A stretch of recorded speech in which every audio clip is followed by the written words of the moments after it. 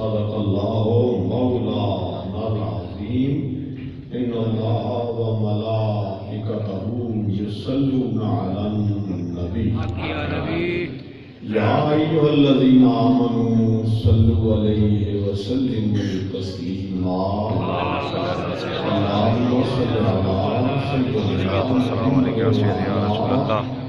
آل سیدنا محمد وبارک وسلم والصلاة والسلام علیک یا رسول اللہ وعلی آلک واصحابک یا حبیب اللہ۔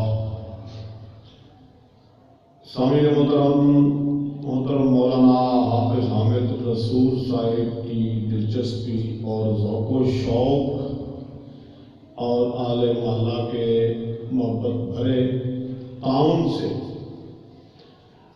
صحابہ پاک کے ذکر کی محفلیں یہاں ہمیشہ منعقد ہوتی ہیں، اور الحمدللہ اب کی بار بھی انہوں نے بارگاہ صدیقی میں ہدیہ عقیدت پیش کرنے کے لیے اس محفل شریف کا اہتمام کیا۔ اللہ جل شانہ انہیں اور ان کے معاونین کو اور سب شرکائے محفل کو اجر عظیم عطا فرمائے۔ آمین یا رب العالمین۔ یہ وقت بہت کم ہے، نماز عشاء کا وقت بالکل ہو چکا ہے، 7:30 بجنے کے قریب پہنچ گئے۔ میں تقریباً 15 منٹ میں بیان کرنے کا ارادہ رکھتا ہوں تاکہ نمازی حضرات بھی اکتا نہ جائیں اور ذوق و شوق برقرار رہے۔ آپ توجہ سے سماعت فرمائیں تاکہ اس مختصر وقت میں آپ تک جو پہنچانا چاہتا ہوں وہ میں آپ تک پہنچا سکوں۔ حضرت ابوبکر صدیق رضی اللہ تعالی عنہ وہ واحد شخصیت ہیں کہ قرآن مقدس میں جن کے لیے لفظ صاحب استعمال ہوا۔ صاحب ساتھی، اس لفظ صحابی کا لفظی مفہوم لغوی مفہوم یہی ہے، یعنی ابوبکر صدیق رضی اللہ تعالی عنہ 1,24,000 کم و بیش صحابہ کی مقدس جماعت میں واحد شخصیت ہے جن کو قرآن نے صحابی کے نام سے ذکر کیا ہے۔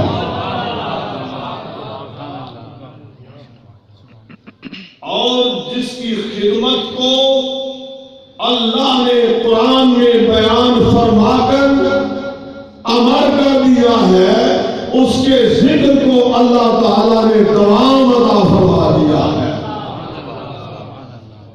اب کوئی صدیق اکبر کو مانے کہ نہ مانے، قرآن مقدس کو تو ماننا پڑے گا۔ اب قرآن مقدس کو مانیں گے تو یہ بھی ماننا پڑے گا کہ قرآن کو، کتاب اللہ کو اس کتابی صورت میں جمع کرایا صدیق اکبر رضی اللہ تعالی عنہ نے۔ وہی نسخہ قرآنی جو دور صدیقی میں مرتب ہوا اور جمع ہوا، آل بیت جس کے گواہ ہوئے، اور پورے عالم اسلام میں عرب و عجم میں وہی قرآن پاک کو پڑھا جا رہا ہے، اور وہ قرآن پاک کا نسخہ صدیق اکبر کی عطا ہے۔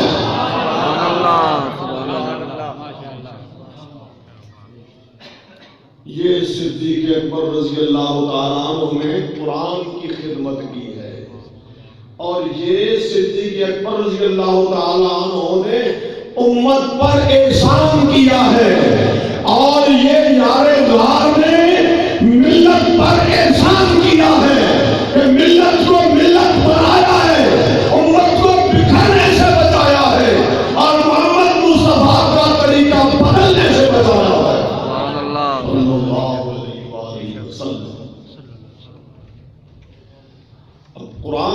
मुकद्दस सिद्दीक़ अकबर रज़ी अल्लाह ताला अन्हु की अजमत को, उनकी मकबूलियत को, उनकी सहाबियत को, उनके इसार को, उनकी रसूलुल्लाह के साथ माइयत को ख़िलाफ़ तहसीन से फरमाता है, इल्ला तंसुरू फक़द नसरहुल्लाह।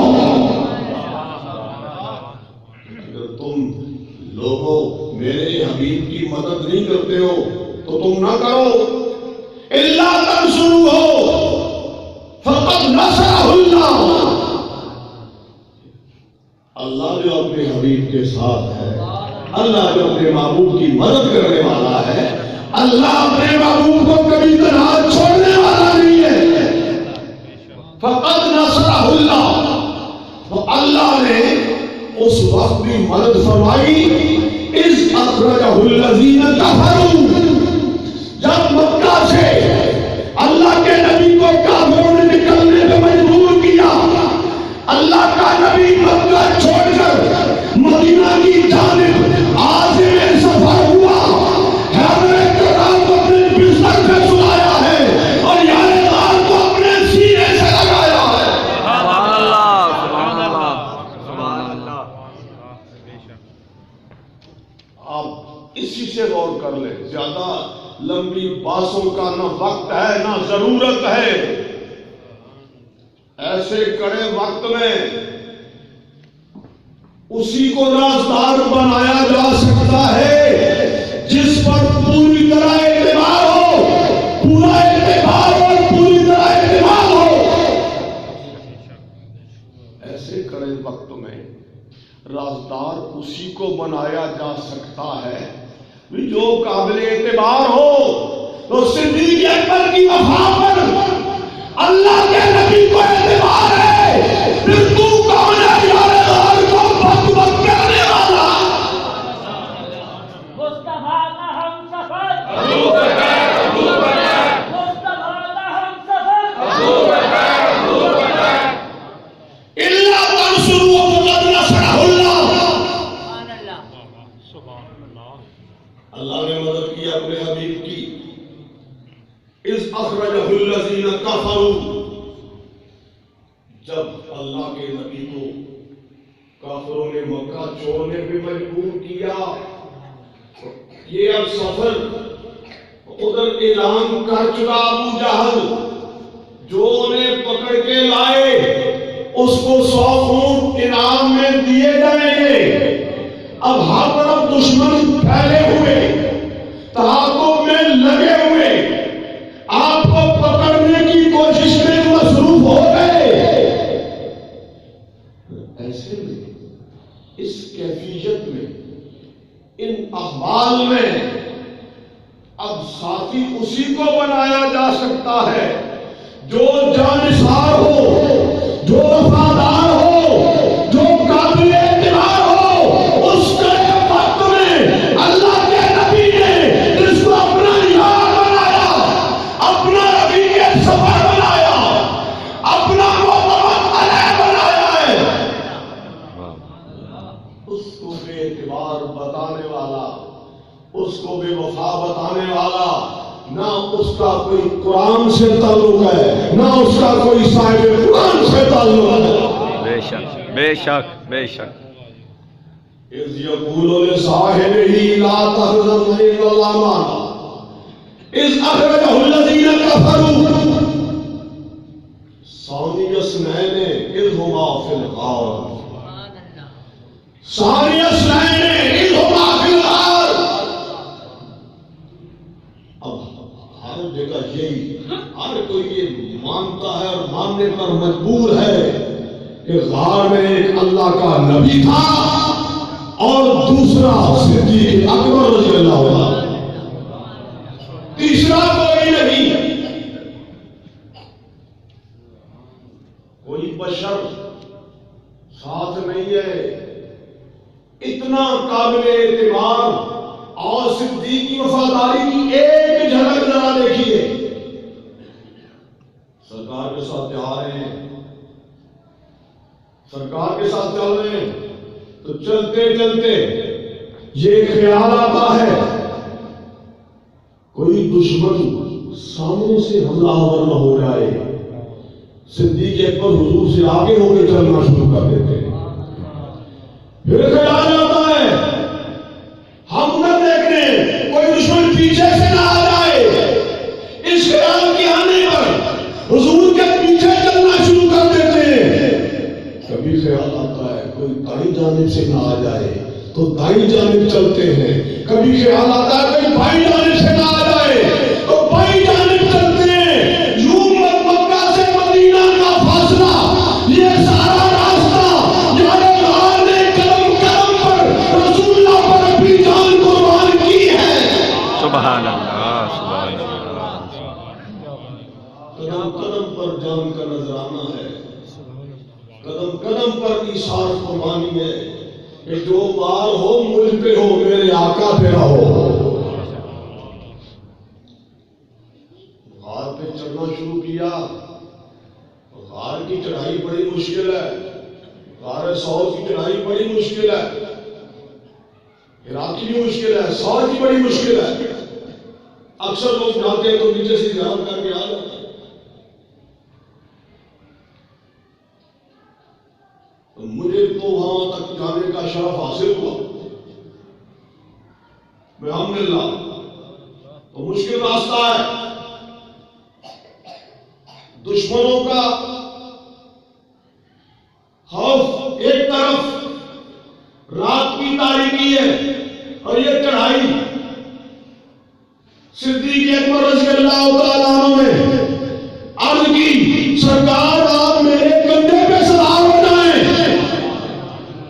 حضور کو کندھوں پہ سوار کیا، سرکار کو کندھوں پہ اٹھا کر یار ہاتھ ہاتھ پہ کدھر چلتے جا رہے ہیں۔ تو سرکار کو کندھوں پہ اٹھایا ہے تو پھر ہر قدم بلندی کی طرف، یار ہر قدم بلندی کی طرف ہے۔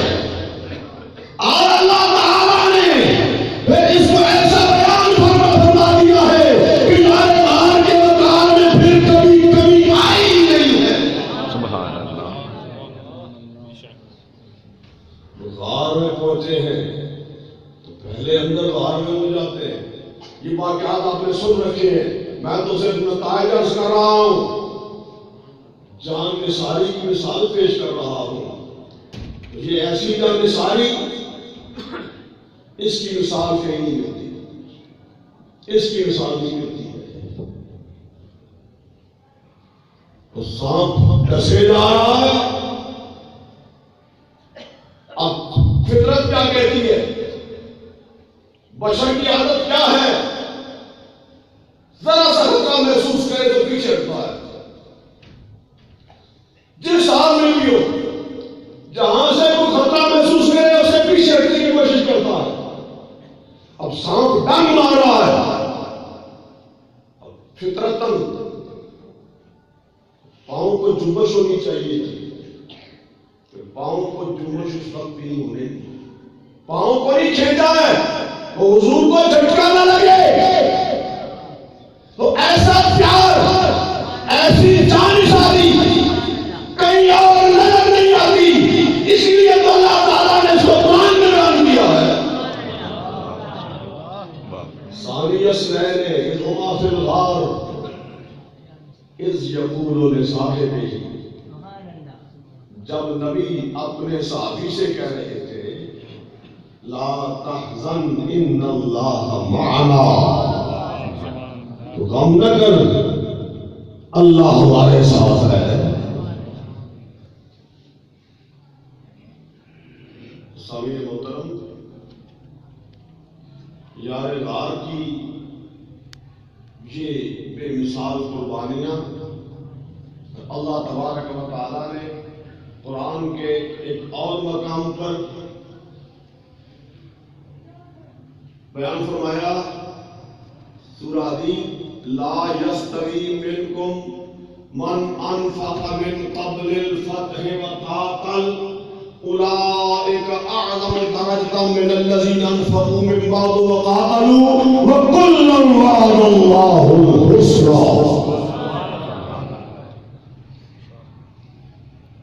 برابر نہیں ہے وہ جنہوں نے فتح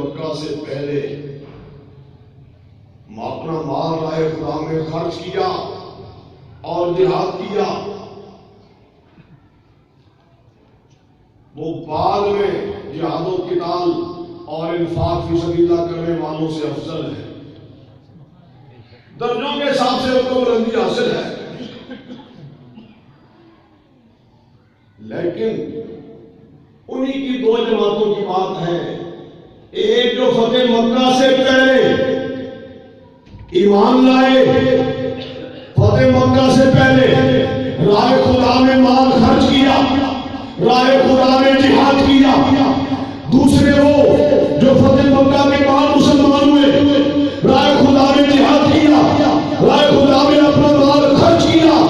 بس انہی جو دو جماعتوں میں آپس میں موازنہ اور مقابلہ ہے، بعد والوں کا ان کے ساتھ کوئی مقابلہ ہو ہی نہیں سکتا ہے۔ بے شک لا يستوي منكم من انفق من قبل الفتح وقاتل،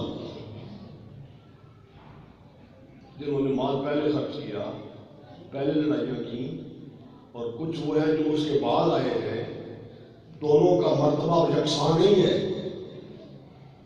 بعد والے تو ان کے مرتبے کو پہنچ ہی نہیں سکتے ہیں۔ اب ان میں صدیق اکبر رضی اللہ تعالیٰ عنہ سر فہرست۔ نبی پاک صلی اللہ علیہ وآلہ وسلم نے جب اعلان نبوت فرمایا، آپ کی عمر شریف 40 سال، صدیق اکبر رضی اللہ تعالیٰ کی عمر شریف 38 سال، 2 سال کم 40 سال۔ حیدر کرار رضی اللہ تعالیٰ کی عمر شریف 10 سال۔ رسول اللہ صلی اللہ علیہ وسلم کے گھر میں ہیں، بچوں میں عمر کے اعتبار سے بچوں میں آپ کا شمار، تو اس وقت یار امام لانے والوں میں سبقت کرنے والے، رائے خدا میں مال خرچ کرنے والے، تو رسول اللہ کے بعد سر عام اسلام کی سب سے پہلے تبلیغ کرنے والا ابو بکر ہے، اسلام کا مبلغ اول ابو بکر ہے، اور مسجد بنانے والا سب سے پہلا فرد ابو بکر ہے، رائے خدا میں اپنا مال سب سے پہلے خرچ کرنے والا سب سے پہلا بندہ ابو بکر ہے۔ رسول اللہ کے لیے آپ کے دفاع میں دشمنوں سے لڑنے والا، کافروں اور مشرکوں سے لڑنے والا سب سے پہلا فرد ابو بکر ہے۔ مال رائے خدا میں خرچ کیا اور تبلیغ فرمائی۔ وہ تبلیغ بھی کیسی ہے کہ جس کے نتیجے میں عثمان غنی مسلمان ہوئے، جس کے نتیجے میں طلحہ اور زبیر مسلمان ہوئے، اشراف کے آدھے افراد صدیق اکبر کی تبلیغ سے اسلام لائے ہیں۔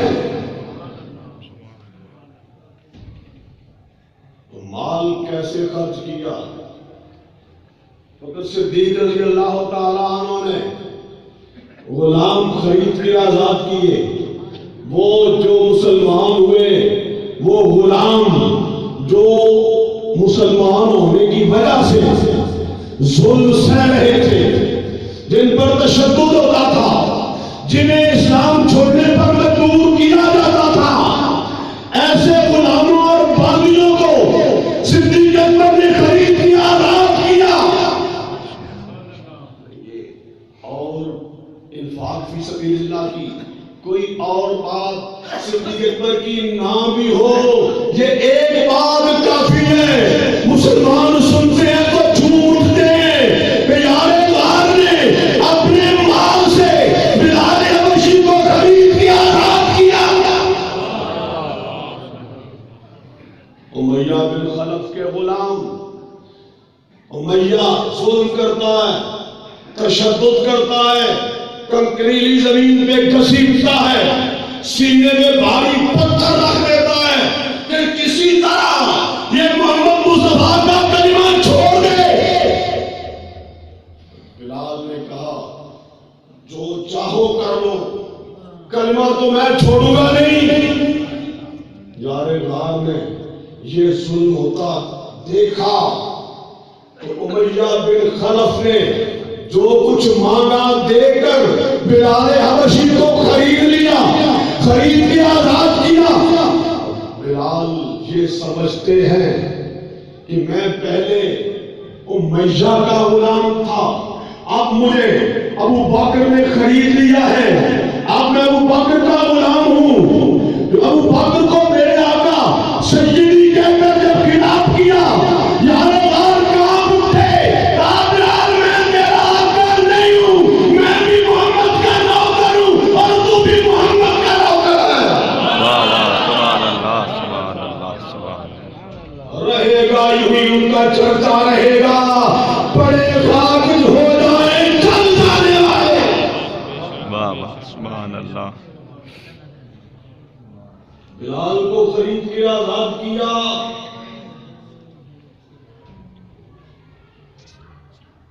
امت تو اس ایک بات کو یاد رکھے تو یار غار کے آگے سر عقیدت ہر وقت خم رہنا چاہیے.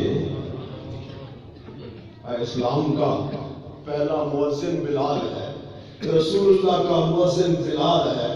رسول اللہ نے مدینہ میں مؤذن بنایا، جو مکہ فتح ہوا بلال کو رسول اللہ نے کعبے کی چھت پہ چڑھایا. سرکار نے فرمایا بلال میں نے جنت میں تمہارے قدموں کی چاپ اپنے آگے سنی ہے. اور حضور بلال سے اتنی محبت کرتے، اتنی محبت کرتے کہ ایک وقت فرمایا کہ پورا مہینہ گزر جاتا ہے، میرے اور بلال کے پاس کھانے کے لیے کچھ نہیں ہوتا، پورا مہینہ گزر جاتا ہے، میں اور بلال پانی اور کھجور پہ گزارا کرتے رہتے ہیں اور کھانے کے لیے ہمارے پاس کچھ نہیں ہوتا. اور حضور کی ازواج بھی ہیں، حضور کی بنات بھی ہیں، حضور کے رشتہ دار بھی ہیں، لیکن رسول اللہ نے اپنے ساتھ ضم کیا بلال حبشی کو. تو وہ بلال حبشی آزاد کیا خرید کر صدیق اکبر رضی اللہ تعالیٰ عنہ نے. اب بلال میں تیرا آقا نہیں ہوں، میں اور تم دونوں محمد مصطفیٰ کے غلام ہیں. لا يستوي منكم من انفق من قبل الفتح وقاتل. سامعین محترم، اب وقت نہیں رہا، میں آپ کو صرف پیر میر علی شاہ صاحب رحمۃ اللہ علیہ کی ایک عبارت تھوڑی سی پڑھ کے سناتا ہوں. داتا صاحب کی تو میں بیان کرتا رہتا ہوں. کشف المعجوب میں جو فرمایا ہے کہ صدیق اکبر رضی اللہ عنہ مقدم ہم خلائق است پس انبیاء، انبیاء کے بعد ابو بکر صدیق ساری مخلوق سے افضل ہے. یہ داتا صاحب کا ارشاد ہے. اور جس آگ میں گفتگو کر رہا تھا اس پر حضرت پیر میر علی شاہ صاحب نے ایک پیرا لکھا ہے. تو حضرت فرماتے ہیں کہ سورہ حدید کی 10ویں آیت یہی لا یستوی منکم من انفق الاخری کا بیان پہلے آ چکا ہے، جس میں فرمایا گیا کہ تم ان کے برابر نہیں جنہوں نے فتح مکہ سے پہلے خرچ کیا اور جہاد کیا. اور ہر ایک کو اللہ تعالیٰ نے نیک بات کا وعدہ دیا، یعنی نجات کا وعدہ دیا. اور اللہ تعالیٰ تمہارے کاموں سے باخبر ہے. اس مقام پر شاہ ولی اللہ رحمۃ اللہ علیہ فرماتے ہیں کہ شیخین رضی اللہ عنہ کی افضلیت اس جماعت پر جو فتح مکہ کے بعد مسلمان ہوئے منطوق آیت سے ثابت ہے، اور جماعت متقدمہ پر بمفہوم موافق یعنی جماعت متقدمہ میں سے جس کا انفاق و قتال مقدم ہوگا وہ سب سے افضل ہوگا. جس نے پہلے مال راہ خدا میں خرچ کیا، راہ خدا میں جہاد کیا، وہ افضل ہوگا. اور شیخین یعنی صدیق و عمر رضی اللہ عنہ اور شیخین کا انفاق اور قتال احادیث صحیحہ سے مقدم ثابت ہے. لہذا خلافت ان کی خلافت راشدہ و خاصہ ٹھہری جس میں خلیفہ کا افضل ہونا ضروری سمجھا گیا ہے. پیر میر علی شاہ صاحب عالم ربانی قطب الوجود قطب الاقطاب وارث علوم مولا علی اے دیدہ حقی دیکھنا کیا لم یدنی کے جلوے ہیں در پردہ حضرت میرے علی سرکار علی کے جلوے. سبحان اللہ. وہ عالم ربانی فرما رہے ہیں صدیق و عمر رضی اللہ تعالی عنہما انفاق و جہاد میں مقدم ہیں تو ان کی خلافت راشدہ ہے جس کے لیے افضلیت کو ضروری سمجھا گیا. یعنی سب سے پہلا خلیفہ سب سے افضل، پھر دوسرا خلیفہ باقی سب صحابہ والے بیت سے افضل، اور عثمان غنی صدیق و عمر کے بعد سب سے افضل، پھر مولا کائنات حیدر کرار باقی سب سے افضل ہے. صدیق و عمر عثمان غنی حیدر کرار اسی ترتیب کے ساتھ سب ایمان والوں سے افضل ہیں از پس انبیاء علیہ السلام. سامعین محترم